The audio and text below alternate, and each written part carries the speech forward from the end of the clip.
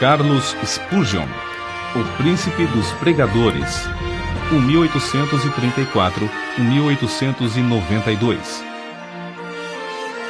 No período da Inquisição, na Espanha, sob o reinado do imperador Carlos V, milhares de crentes foram queimados em praça pública ou enterrados vivos. O filho de Carlos V, Filipe II, em 1567, levou a perseguição aos Países Baixos, declarando que, ainda que lhe custasse 1000 vezes a sua própria vida, limparia todo o seu domínio do protestantismo. Antes da sua morte, gabava-se de ter mandado ao carrasco pelo menos 18.000 hereges. Ao começar esse reinado de terror nos Países Baixos, muitos milhares de crentes fugiram para a Inglaterra.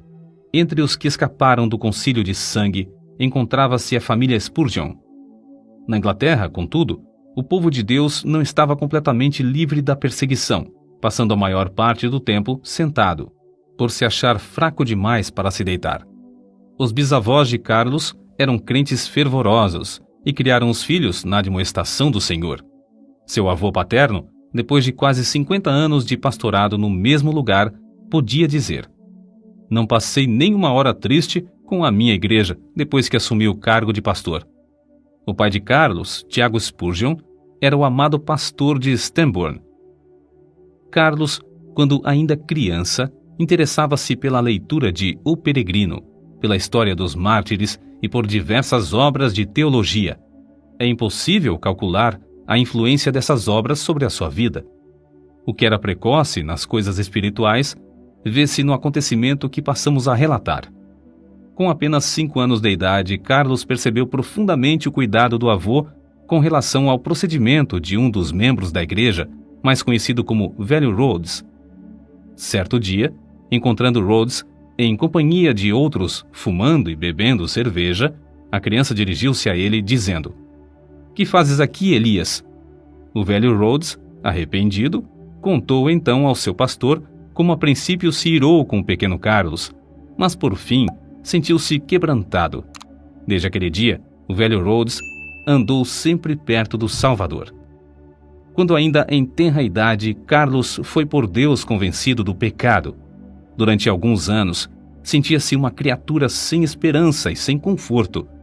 Visitava locais de culto uns após outros, sem, no entanto, conseguir saber como podia livrar-se do pecado.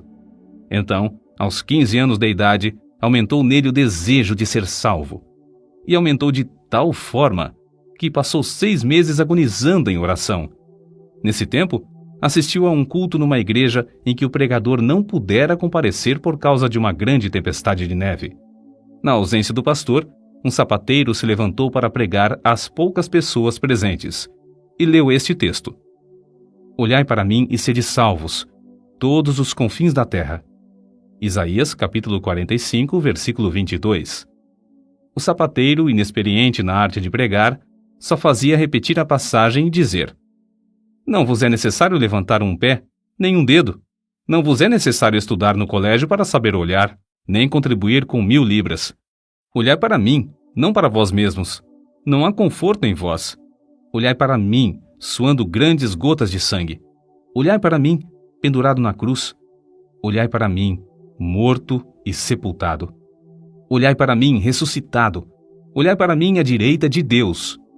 Em seguida, fitando os olhos em Carlos, disse: "Moço, tu pareces ser miserável. Serás infeliz na vida e na morte, se não obedeceres." Então, gritou ainda mais: "Moço, olha para Jesus. Olha agora." O rapaz olhou e continuou a olhar até que, por fim, um gozo indizível entrou na sua alma.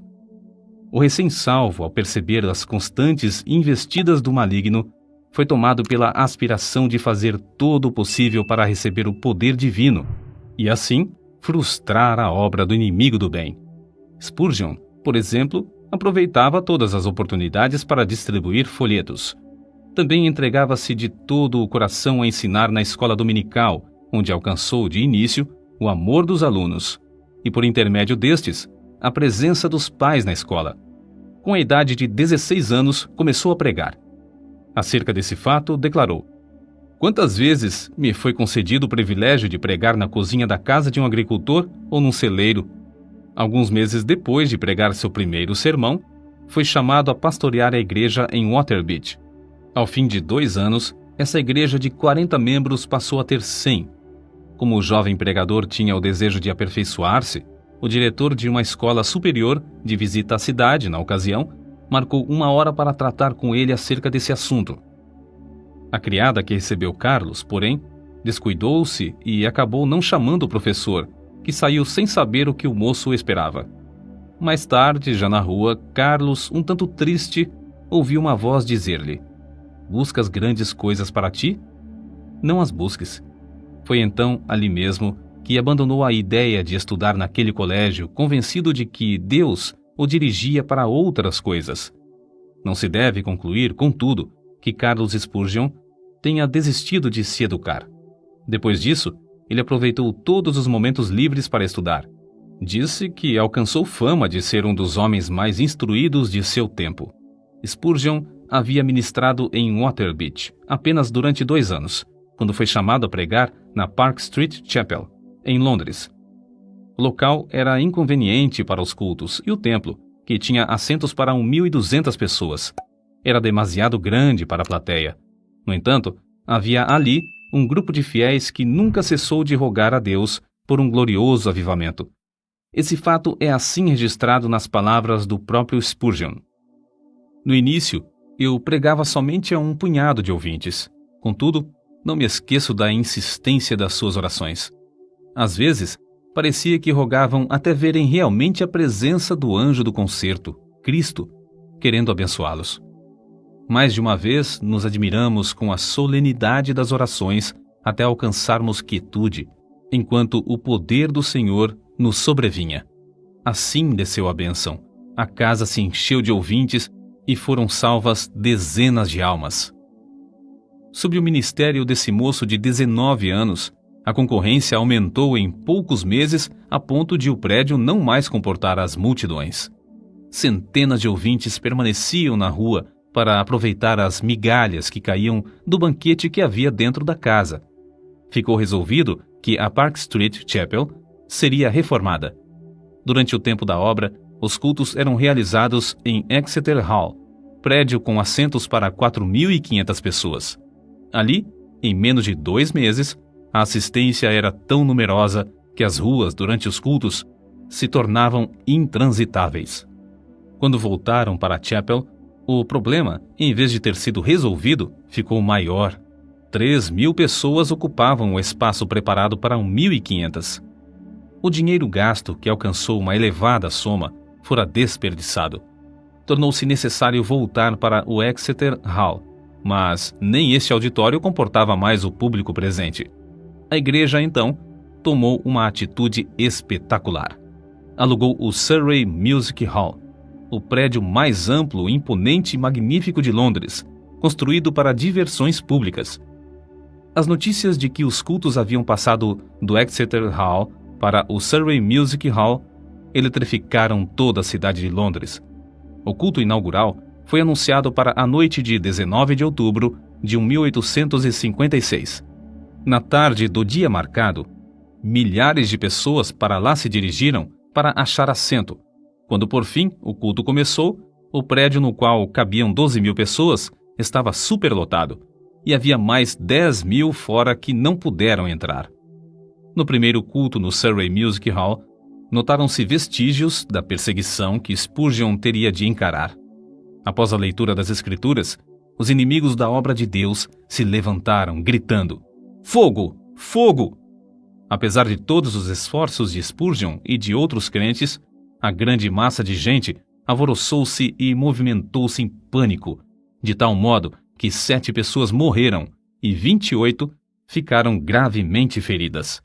Depois que tudo serenou, acharam-se espalhados em toda a parte do prédio roupas de homens e senhoras, chapéus, mangas de vestidos, sapatos, pernas de calças, mangas e paletós, chales, etc. Objetos esses que as milhares de pessoas aflitas deixaram, na luta para escapar do prédio. Spurgeon comportou-se com a maior calma durante todo o tempo da indescritível catástrofe.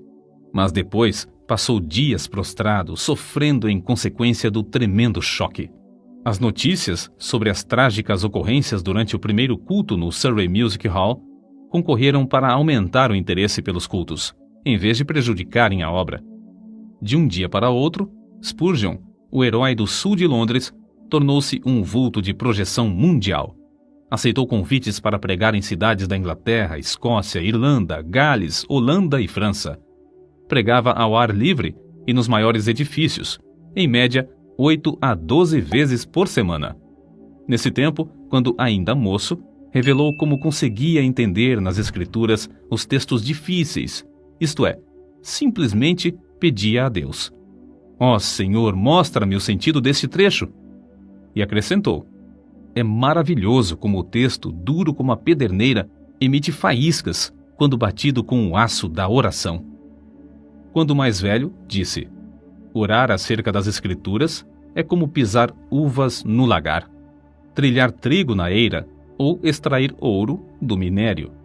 Acerca da vida familiar, Susana, a esposa de Spurgeon, assim escreveu: "Fazíamos culto doméstico, quer hospedados em um rancho nas serras, quer num suntuoso quarto de hotel na cidade.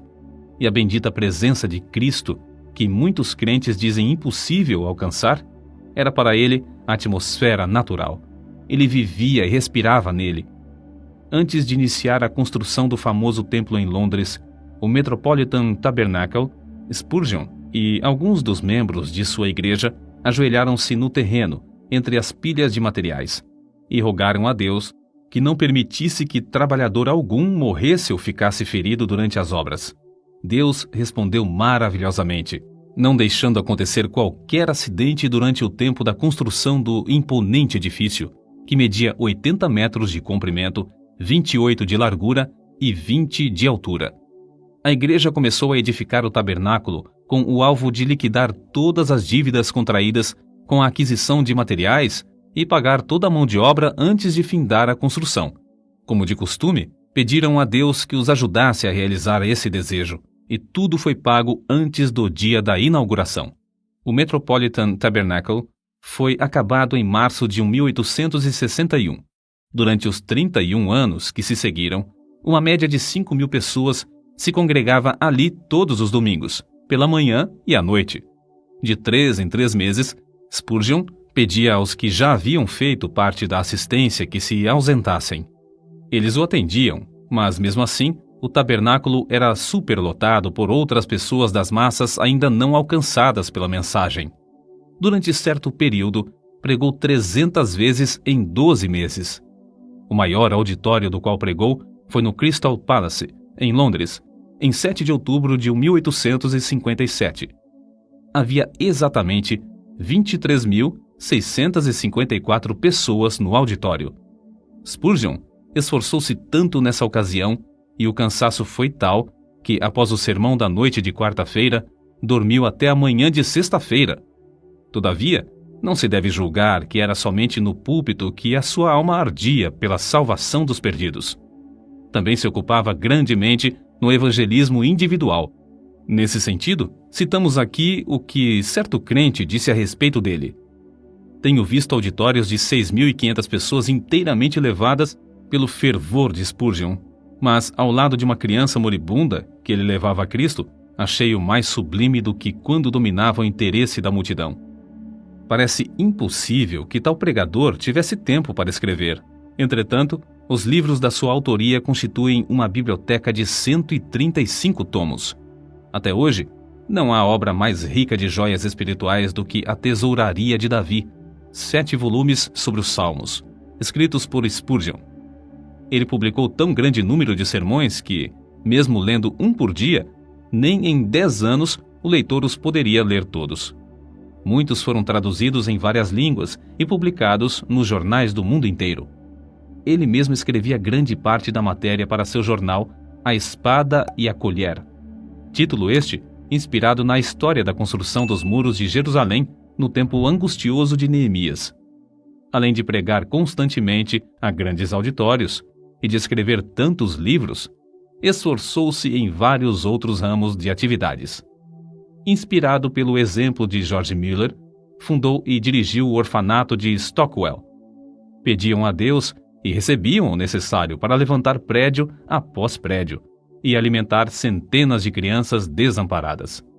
Reconhecendo a necessidade de instruir os jovens chamados por Deus a proclamar o Evangelho e, assim, alcançar muito maior número de perdidos, fundou e dirigiu o Colégio dos Pastores. Esse trabalho foi marcado pela mesma fé em Deus demonstrada na obra de cuidar dos órfãos. Impressionado com a vasta circulação de literatura viciosa, formou uma junta de vendagem de livros evangélicos. Dezenas de vendedores foram sustentados e milhares de discursos feitos, além de muitas toneladas de escrituras e outros livros terem sido vendidos de casa em casa. Acerca de tão estupendo êxito na vida de Spurgeon, convém notar o seguinte: nenhum dos seus antepassados alcançou fama. Sua voz podia pregar às maiores multidões, mas outros pregadores sem fama gozavam também da mesma voz. O príncipe dos pregadores era, antes de tudo, o príncipe de joelhos. Como Saulo de Tarso, também entrou no reino de Deus agonizando de joelhos. No caso de Spurgeon, essa angústia durou 6 meses. Depois, assim aconteceu com Saulo. A oração fervorosa virou um hábito na sua vida. Aqueles que assistiam aos cultos no grande Metropolitan Tabernacle diziam que as orações eram a parte mais sublime dos cultos. Quando alguém perguntava a Spurgeon a explicação do poder na sua pregação, o príncipe de joelhos apontava para a loja que ficava sob o salão do Metropolitan Tabernacle e dizia: na sala que está embaixo, há 300 crentes que sabem orar. Todas as vezes que prego, eles se reúnem ali para sustentar minhas mãos, orando e suplicando ininterruptamente. Na sala que está sob os nossos pés é que se encontra a explicação do ministério dessas bênçãos. Spurgeon costumava dirigir-se aos alunos no colégio dos pastores desta forma: permanecei na presença de Deus. Se o vosso fervor esfriar, não podereis orar bem no púlpito. Pior com a família, e ainda pior nos estudos, sozinhos. Se a alma se tornar magra, os ouvintes, sem saberem como ou porquê, acharão que vossas orações públicas têm pouco sabor. Ainda sobre a oração, sua esposa deu este testemunho: ele dava muita importância à meia hora de oração que passava com Deus antes de começar o culto. Certo crente também escreveu a esse respeito: sente-se durante a sua oração pública que ele é um homem de bastante força para levar nas mãos ungidas as orações de uma multidão. Isto é a ideia mais grandiosa de sacerdote entre Deus e os homens. Convicto do grande poder da oração, Spurgeon designou o mês de fevereiro de cada ano, no grande tabernáculo, para realizar a convenção anual e fazer súplicas por um avivamento na obra de Deus. Nessas ocasiões, passavam dias inteiros em jejum e oração que se tornava mais e mais fervorosa. Não só sentiam a gloriosa presença do Espírito Santo nesses cultos, mas era-lhes aumentado o poder com frutos abundantes. Na sua autobiografia consta que, desde o começo do seu ministério em Londres, pessoas gravemente enfermas foram curadas em resposta às suas orações. A vida de Spurgeon não era vida egoísta e de interesse próprio. Juntamente com sua esposa, fez os maiores sacrifícios para colocar livros espirituais nas mãos de um grande número de pregadores pobres, e ambos contribuíam constantemente para o sustento das viúvas e órfãos. Recebiam grandes somas de dinheiro, mas davam tudo para o progresso da obra de Deus. Não buscava fama, nem a honra de fundador de outra denominação, como muitos amigos esperavam. A sua pregação nunca foi feita para sua própria glória, porém, tinha como alvo levar os ouvintes a Deus através da mensagem da cruz.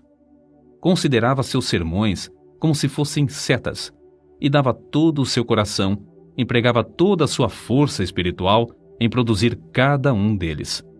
Pregava confiando no poder do Espírito Santo, empregando o que Deus lhe concedera para, abre aspas, matar, fecha aspas, o maior número de ouvintes.